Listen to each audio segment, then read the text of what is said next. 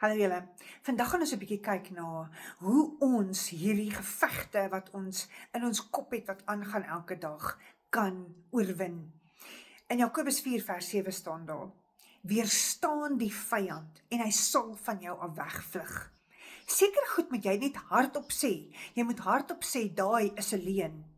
Ek glo nie vir 'n oomblik hierdie leuen van dat ek nie sukses gaan behaal nie, of dat ek nie goed genoeg is nie, of dat watter leuen jy ook al gehoor het. Weerstaan die vyand en hy gaan van jou af wegvlug. Dat jy nie genoeg het nie, dat daar nie vir jou voorsien sal word nie. Elke leuen. Daar's 'n werk wat jy moet doen. Jy moet fisies weerstaan sodat hy van jou kan vlug. Maar die eerste stukkie van daai vers is ook baie belangrik.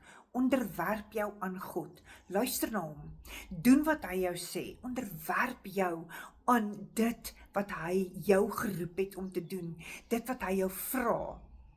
En dan die laaste stukkie, net na die gedeelte waar jy die vyand moet weerstaan, sê hy nader tot God en hy sal tot jou nader. Ag, genade, dis die eerste prys. Nader tot God en hy sal tot jou nader. So die oomblik wat jy daai vyand weerstaan het, dan gaan jy in soveel autoriteit na jou Vader toe kan gaan.